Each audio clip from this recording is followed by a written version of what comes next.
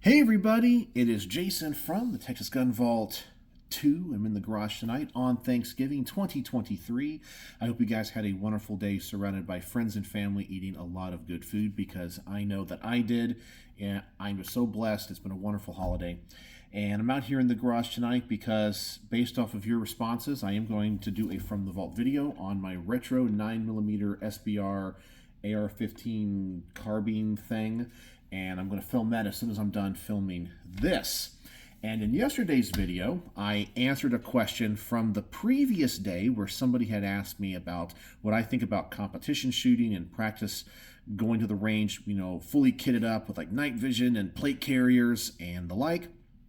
And then somebody in yesterday's video asked me another great question. This one deals with gun politics.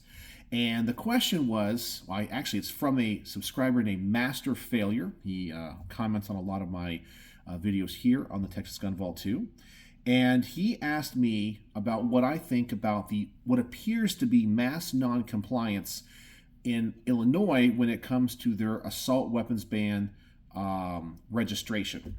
And I wanted to also kind of tie this into what happened with the pistol brace stuff, because I think it's really important in the world of gun politics to have a very level head, be very rational, and be able to look at what's happening through the lens of truth and not just through statistics, because sometimes statistics don't give you the full picture, because there's an aspect of the question that I don't think many people in the gun tuberverse, people like you or people like me, contemplate, and that is the mass ignorance of the population and gun owners in general. And I don't mean ignorance in a bad way. I'm not calling them ignorant and saying, oh, they're terrible people. I'm just saying that they're normal people going about their normal lives, and they don't follow gun politics like you or I.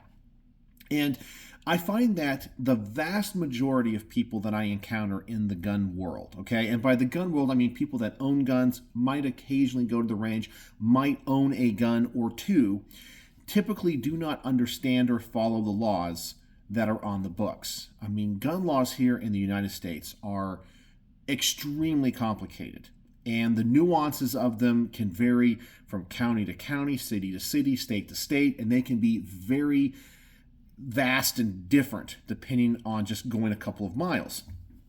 And most people, I think they look at gun ownership as this general, they understand the different states have different laws, but they kind of look at it in general, the big stuff is all the same, which we all know is not the case. I'll give you an example. There were some people that my sons used to be friends with somebody, and their dad is kind of a gun guy. And they recently moved to another state.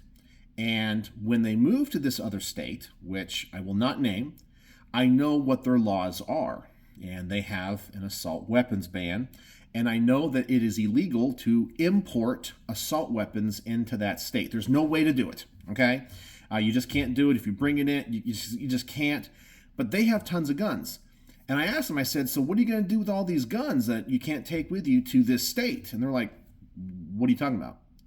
Yeah. If you move to this place, you can't take this, you can't take that. That's going to be illegal. You can't get caught there. You can't take that to the range. You got to get rid of those magazines, blah, blah, blah. And they're like, I have no idea what you're talking about. Like, I bought these legally. Like, these are mine. They're not illegal. I don't have to register them. I was like, you're moving to a state where they are. And they own quite a lot of guns. And I gave them the information, and they can do with that information what they want. But it shows me that most people do not know the differences between states. They just have this broad assumption. I think people that live in states like California or New York kind of feel like their gun laws are the same across the nation, and people that live here in Texas or Oklahoma think that our gun laws are kind of what it is across the nation.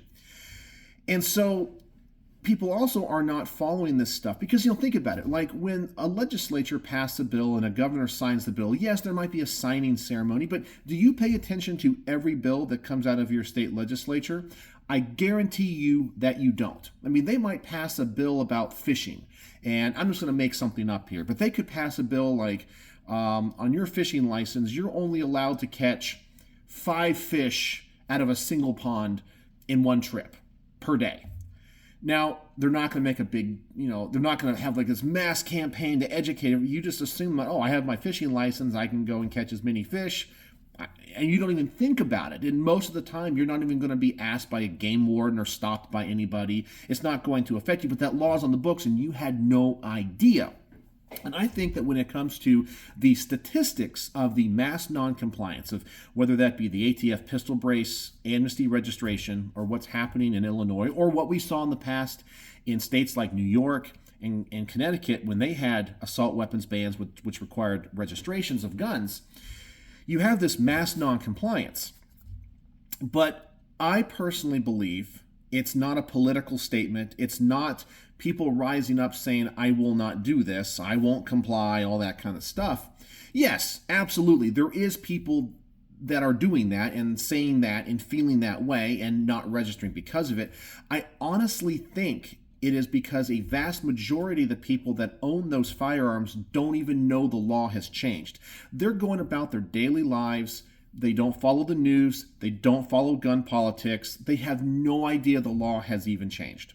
And because they don't even follow gun law and all the stuff that is happening, they don't even know the nuance of, oh, you have to go onto this website and do this by this certain day. They have no idea. They just assume, well, I bought it legally, I own it, and that's it.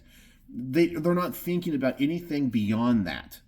And people on our side take the statistics of so few registrations as mass noncompliance, and that they're intentionally doing this as some sign of boycott or some sign of defiance, when in actuality, probably a vast majority of those people just have no idea that they're supposed to, or what to do, or where to go, because they don't follow it. Now, the next time that they try to purchase a firearm, they might find out, oh, the law has changed. But until they go through that step, they have no idea the law has changed. I really think that the vast majority of people that would own a firearm that requires this registration in Illinois don't even know the law has changed. They just don't, because the gun's in their possession. They don't think about it, and they don't go on YouTube like you or I do. They don't follow the law. They're not geeks and nerds like you and I are. They're not necessarily in the fight for the Second Amendment because they just got their guns. They don't care. They might go to the range once or twice a year, and the last time they were at this gun show that their friend dragged them to, they saw this really cool AR-15 pistol, and they bought it, and they just have it in the safe or in their closet, or it's in their truck, and they just go hunting, and they don't follow that. They're not like you or I. They don't watch YouTube videos on firearms. They don't care. They just have their cool gun, and that's all they care about, and they don't think anything else of it. So that's why I think that it's important, and as I said, it's imperative that people like us in the firearms world, that we're educated and we have a rational and thoughtful position on the interpretation of statistics, because we want to come across as the ones that are reasonable. We want to come across as the ones that actually understand and know what's happening. And a lot of times when you see videos where people are saying, oh, it's they've only registered 0.1% of all firearms in Illinois. Okay, yes, there is a large contingency of people that are, I will not comply, I'm not going to register. There is that. You cannot deny that. But I'm still going to say that the vast majority, I'm going to say 60 to 70% of the people that own firearms that would fall into this category have no idea the law's changed. In their mind, an assault weapon is a fully automatic M16. And they're like, well, I have this semi-automatic rifle. I mean, think about it this way. Most people have no idea what the NFA is. I mean, when I talk to people about, the pistol brace stuff, like if I see somebody at the range, or maybe I'll encounter somebody in my social circle that has an AR-15 pistol, I'm like, yeah, those pistol braces kind of suck, don't they? I prefer stocks. And they're like, what are you talking about? Yeah, that thing on the end of your stock, a pistol brace. They're like, no, that's a stock. I mean, I'm like, don't you know about the NFA? You can't have a gun that's shorter than this and have a stock. They have no idea. They're also the same people that think machine guns are illegal, which they're not. Of course, you can get a transferable machine gun. And they also think silencers are illegal because that's just what they think. They don't actually know the law, but they're also gun owners. They're people like you or I that own firearms and are in the Second Amendment community, but they're ignorant of the law. And so when people on our side go out and celebrate, oh, mass noncompliance, it might not be what you think it is. It might just be people are ignorant, and the laws are written in a way that are very confusing and hard to understand, and they're not. And of course, the government is not under any real legal obligation to inform the citizens. They just pass the law, and it's up to you to know what the law is. I'm going to throw out another maybe possible example here. Let's just say that somebody is watching a movie, okay? And, there's movies where you see people, make like a homemade silencer or something. And they think to themselves, wait a second, I see how they did this in this movie. I'm going to go do that. That's actually pretty cool. I mean, I'm not buying a silencer. I mean, I'm just building something from stuff I buy from the hardware store, and they go out and do it because they don't know the law. They just don't know it. They're like, this isn't a silencer. It's just a bunch of hardware parts. I mean, how is it? None of that is regulated. I can go down to the, Home Depot and buy it. And they do it not knowing that they're breaking federal law because they're not like, I need to go search up federal statutes and find out about this. A lot of people are just ignorant. They're just ignorant. That's why people say that throughout the course of your day, when you're going to work and doing things, you commit, what did somebody say once, 2 or 3 felonies a day because you don't even know what the law is.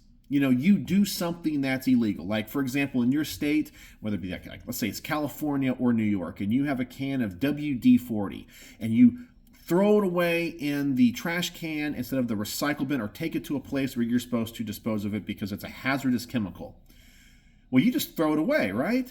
Well, you might have just committed a felony. I know it sounds silly because the can was a certain ounce size and a certain thing, but you just committed a felony. Well, you really didn't commit a felony because in order to commit a felony, you have to be found guilty in a court of law. But you have done something that could get you arrested and charged with a felony. Or maybe it's a traffic violation. Or maybe it's just something else. You dispose of your motor oil the wrong way. Stuff like that you don't even realize is a felonious crime. But you do this stuff all the time because you don't know exactly what the law is or the regulation is or the town council ordinances or whatever. You're breaking laws all the time because you're ignorant of those laws. It's impossible to know all of the laws on the books and how they're constantly changing. And so we have this selective enforcement. I mean, the big laws we all understand, murder and robbery and, grand theft auto and arson and so forth. I mean, those are easy to understand because they're heinous crimes that are violent, and they're pretty much the same across the board. Like arson is illegal in all 50 states. That's kind of a universal thing. But then you have these lower level things that we don't think about. Like I said, throwing away a can of WD-40 or one of those mercury-filled fluorescent light bulbs. In some jurisdictions, that could be a very serious offense. In other jurisdictions, you can just throw it away. Or for example, somebody could just own let's say they live in Texas and they're traveling to Colorado or something, or some state that has a magazine ban, right? They're like, I got my concealed carry pistol, I got my truck, it holds 15 rounds. And they go there, oh no, it's illegal. They have no idea because they're not like you or I, So that's what I think it is. And a lot of times when it comes to gun statistics and things that deal with either complying with regulations or following rules or what have you, you have to be very careful, and you cannot assume that every gun owner knows what you know. And that goes for everything in life. I can't remember who said it. I think it was Rush Limbaugh that said something very, very brilliant once. He said, everyone's perspective of history begins when they were born. So we don't think about the people that came before us. A lot of us don't put ourselves in the position of what Julius Caesar thought. We know who Julius Caesar was and what he accomplished in his death on the Ides of March and, so forth. But we don't think about his perspective. We don't put ourselves in the world that he lived in. He's just a person that exists on the pages of our history book. And so we go through life with our own perspective, how we approach situations, how we think, how we interact with each other. And we have that bias that other people see the same thing that we do. Do you guys remember a couple years ago, they had that weird audio kind of I don't say it was a magic trick, but it was like, it was something that they played a sound. And they said some people are going to hear, oh, I got a mosquito in here. Oh, hope it doesn't bite me. Some people are going to hear the word Yanni, and some people are going to hear the word Laurel. I know, it sounds like it's two words that are completely different. And you would play this clip, and some people would hear one, and some people would hear the other. I remember when we did that, my wife and I did it at the same time. I heard the word Laurel, and my wife heard the word Yanni. So, but you can go through life with the expectation that everyone sees, interprets, hears, and so forth the same thing that you do. And because you're interested in guns, you follow gun politics, you watch gun YouTube, therefore everyone else that you interact with that owns guns watches gun YouTube, follows gun politics, and knows all about this stuff. When in actuality, they don't. They don't know that. So I think that's really important because, I've always said this in previous videos, knowledge is power. And if we want to win the Second Amendment battle, we want to win the Second Amendment war, it's important to have that knowledge, because if we know that the people that could potentially be on our side are ignorant, well, we can approach that problem a different way. But if we assume they know everything that we do and we don't educate them on what the current law is, a lot of what we're talking about could go over their head. Therefore, we don't bring them in to our side as well. We don't get them to fight with us because they don't understand the gravity of the situation. So that is my answer and thoughts on why we're seeing so few people in Illinois registering their assault weapons. It's because you do have a contingency, I would say 10 to 15, maybe even 20% of people that will not do it, okay?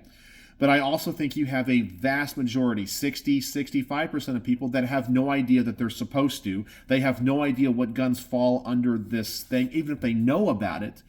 And they also don't know where to go. That's just it. It's ignorance. It's not bad ignorance. It's just ignorance.